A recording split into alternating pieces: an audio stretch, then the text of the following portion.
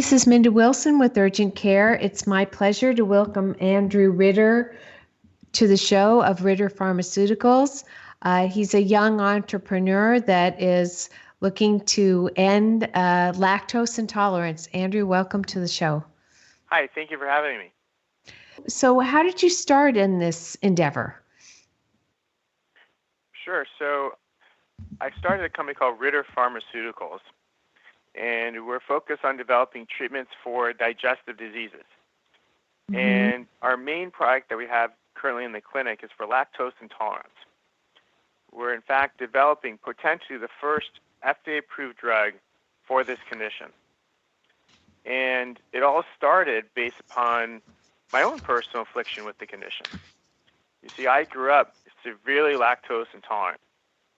And after years of suffering and doctors telling me there's nothing I can do but avoid dairy products, I decided to contact leading lactose intolerance and GI experts from around the country to seek a better treatment and solution.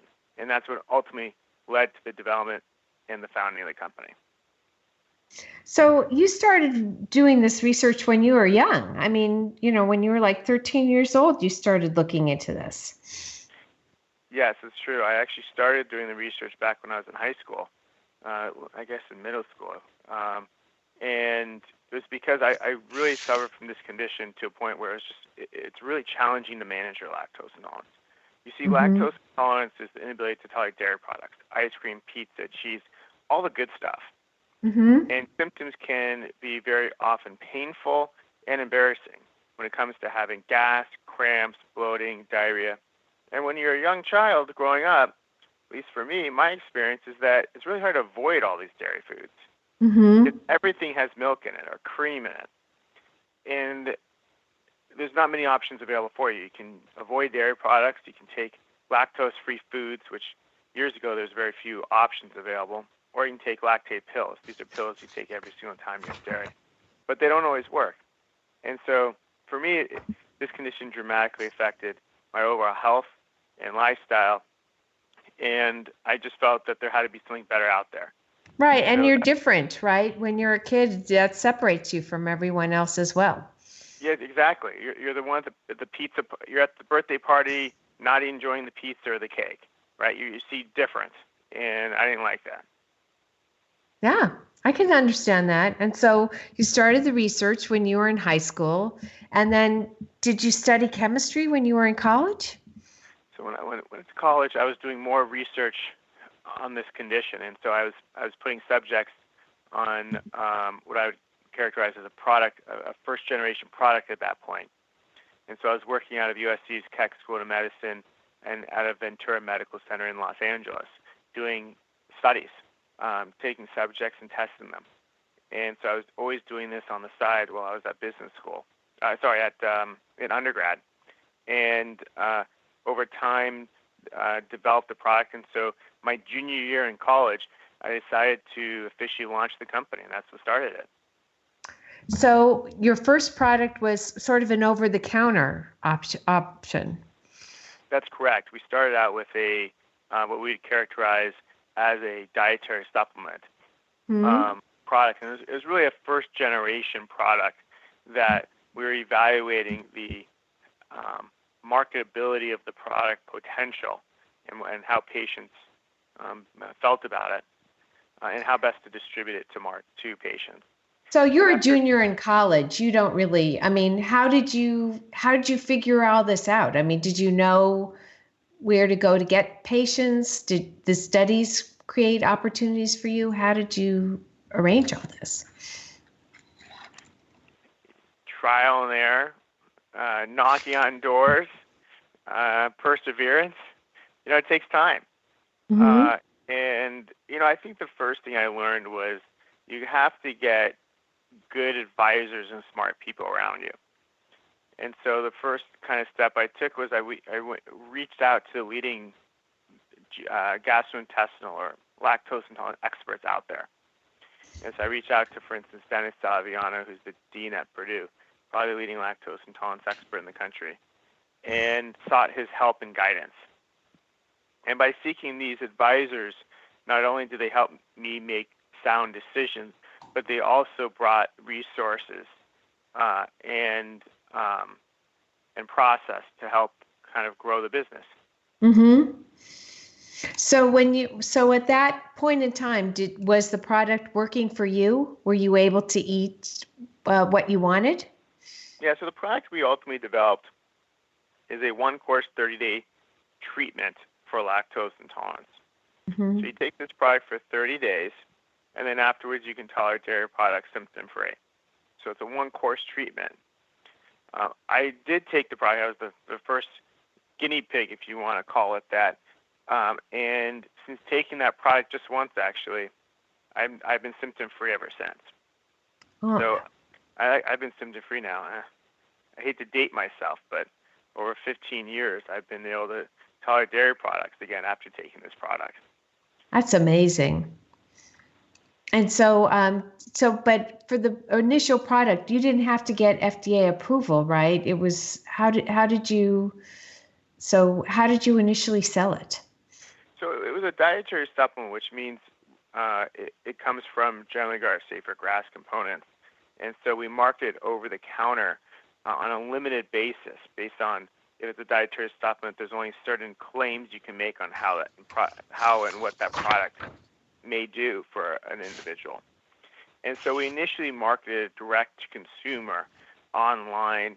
And we did some radio ads as well to evaluate the best distribution outlets to kind of communicate this to consumers. And early on, we realized that the product was working great. I mean, we had thousands of patients that would go on the program and report treatment benefits. However, because the compound was a dietary supplement, there's only certain claims we can make to describe the product. We're always limited in being able to get doctors to recommend the product, to get patients to feel comfortable taking, a dietary supplement for their lactose intolerance. And so ultimately, we decided and realized developing it as a FDA-approved drug was the most appropriate and efficacious route for a product like this to help the millions of lactose intolerant sufferers out there. So we actually developed a second generation of the product, one that I'd characterize has improved benefits and features to it that allow it to have strong manufacturing and product use of a program to allow it to go through the FDA approval process for approval. And so we're now in those clinical studies necessary to get FDA approval. And there's 3 phases in developing a drug and getting FDA approval, phase 1, 2, and 3. And we're in the final stages, which is phase 3 right now. Wow. So how did you fund all this? Through a lot of financing. So initially, we financed it through what I'd characterize as angel investors. We then got capital from institutional investors like venture capital groups. And then ultimately, we went public on the NASDAQ about 3 years ago. And so now we're publicly traded on the NASDAQ under the ticker RTTR.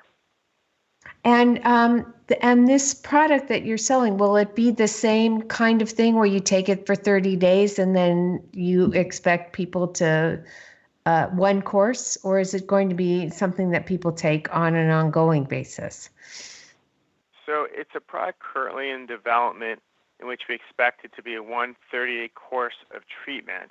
However, we expect a percentage of patients may need to take a retreatment periodically. What I'd characterize as a retreatment is just taking the product again for 30 days. And so in our phase 3 program, one of the items we're assessing is this concept of how many patients may need a retreatment and how long does treatment benefit last for. Mm-hmm. And then once you complete the phase 3 trial, does that mean that, and the FDA says is that done, or do you have to continue on more? Is there more required for FDA approval? So we expect 2 pivotal phase 3 studies to be sufficient for filing what's called an NDA, a new drug application with the FDA. Mm-hmm. but the FDA makes those decisions once they receive our package of data. So I wish us good luck. Yeah, of course. Well, Okay. I have absolute confidence. So for a young person, running a public company can also be a challenge. I mean, you have investors you have to report to, and how is that different from running a company that was private? It's completely different. I have to admit, it's really different. When you're private, you don't have to worry about your disclosures, what you say to people, to investors, to the outside world. You can say whatever you want, and within reason. But when you're public, you have to be really careful, because what you tell one person, you really need to tell everyone else. And so it's called public disclosures. You need to really tell all investors and all individuals the same information. You can't disclose some things to some people and not to others. So there's a steep learning curve in learning what you can and cannot say, and communication to investors. And so fortunately, I have a very strong board of directors of really experienced publicly traded biotech executives, and I've been able to put together a team of legal advisors as well as corporate individuals that could help guide us and me in managing the company publicly. Wow. And are you an only child? Do you have siblings? I actually have a twin brother. And is he also lactose intolerant? No, he's not. I got the short end of the stick. And is he involved in the business, or is he off doing something else? He's off doing something else. He's actually an entrepreneur himself. He started his own business in the tech space. But we're actually in the same office building, just different floors. So I see him often.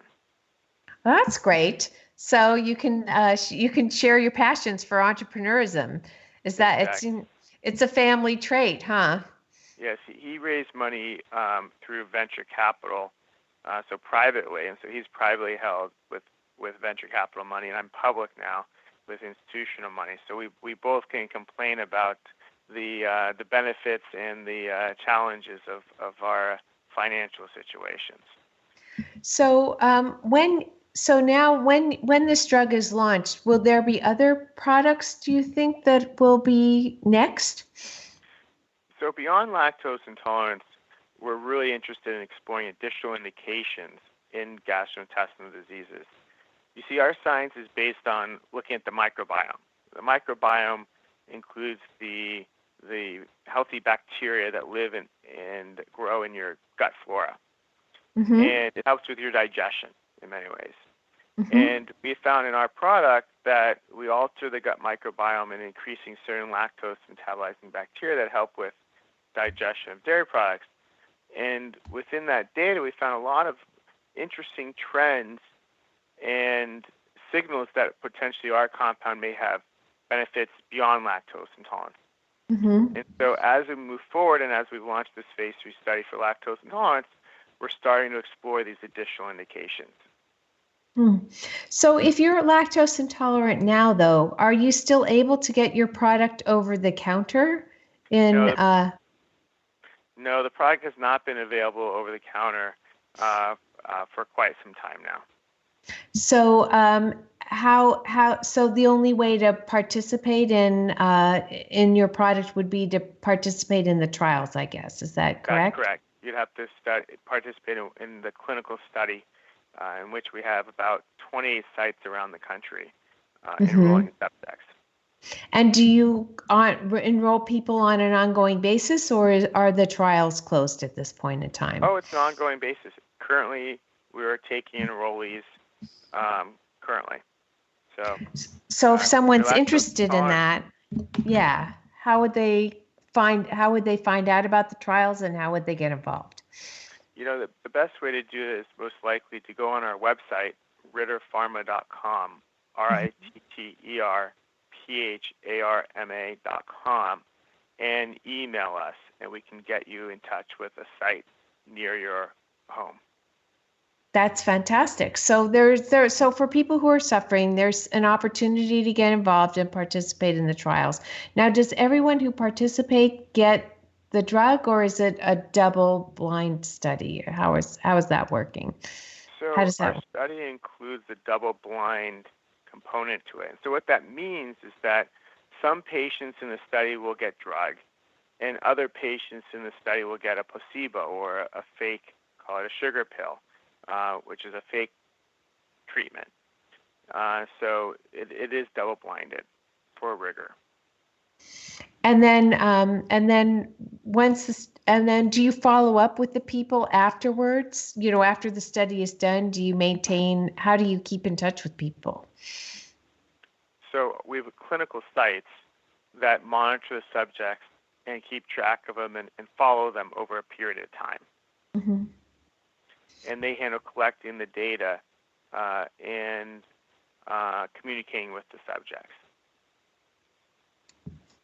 So, if you were going to talk to someone who was interested in doing research or setting up a company to study something in the way that you've done, what would be some of the key things that you would advise that person to do? First of all, get good advisors. Having really great, strong advisors around you really make a big difference in creating credibility, in helping you make good decisions, in helping you think forwardly on kind of next steps. Advisors are really important. Mm-hmm. Secondly, you need to have an exit in mind or an end point in mind of where do you want to take it. I think it's really helpful to know where you want to go to best be able to plot out how to get there. So if you want to do some exploratory work to be able to raise money, or you want to do exploratory work to sell the asset or the product, it's really helpful to know where you want to go so you can set up the initial plans accordingly. And then what else would you say? What's the third most important thing? Money. Make sure you have enough money behind it to support whatever you want to do. And how do you figure that out? How do you know what the right amount is? The simple answer is never enough. But the truth of the matter is you got to come up with a realistic budget to understand, based off of understanding what you want to accomplish, mm-hmm. and it's based off of what I'd characterize as a milestone.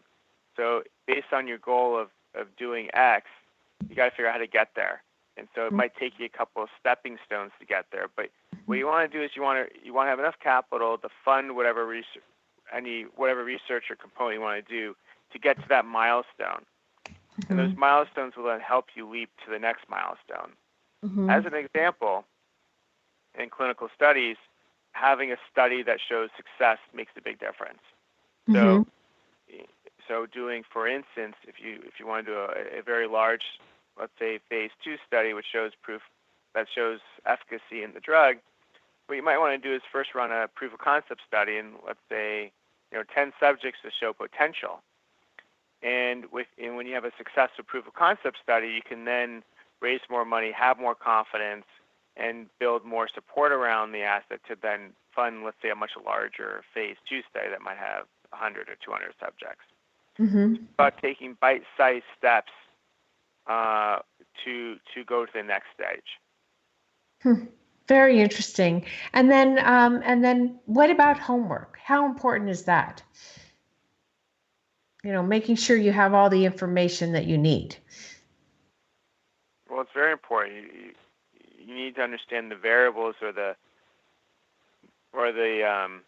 pitfalls that may occur, because mistakes are costly, not only from a time standpoint, but also from a money standpoint. Mm-hmm. So that's why doing your homework of having leading experts or advisors around you that's kind of been there and done that before can help you mitigate what you might not know you're missing. Yes. They kind of have had those experiences. And so that's one way to do it, is to get those advisors that can really help guide you.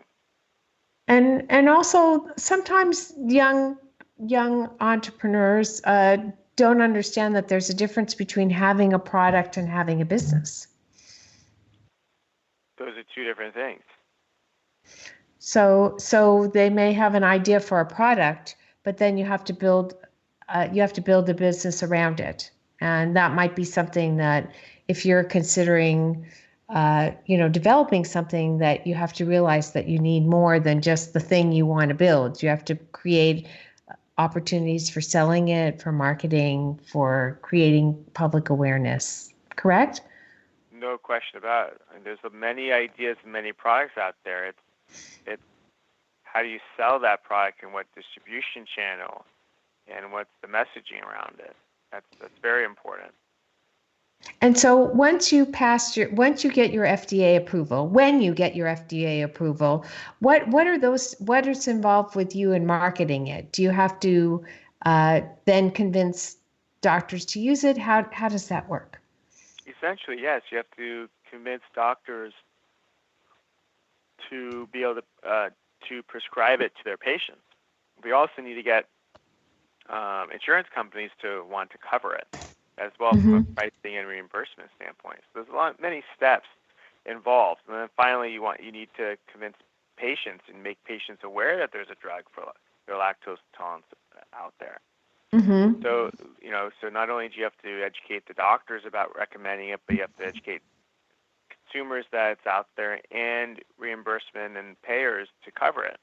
So there's really three key parties they have to really educate and communicate with.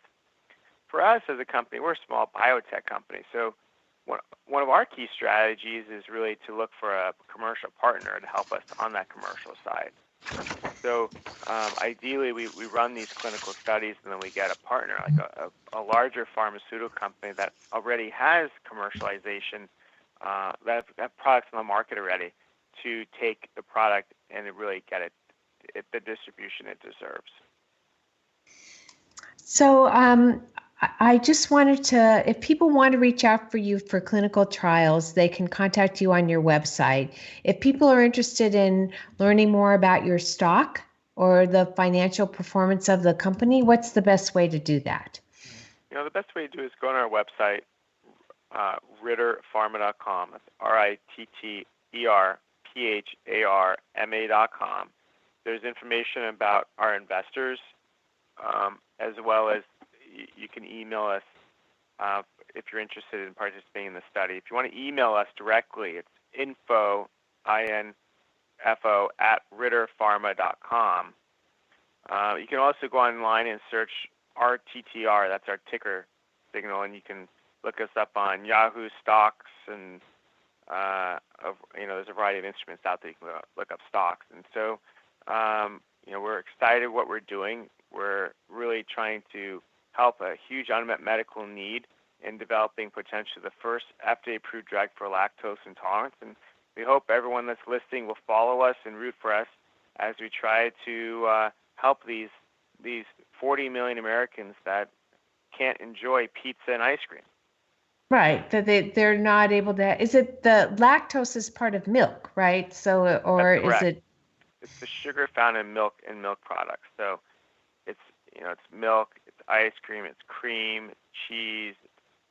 It's a lot of foods that we have in our diet today.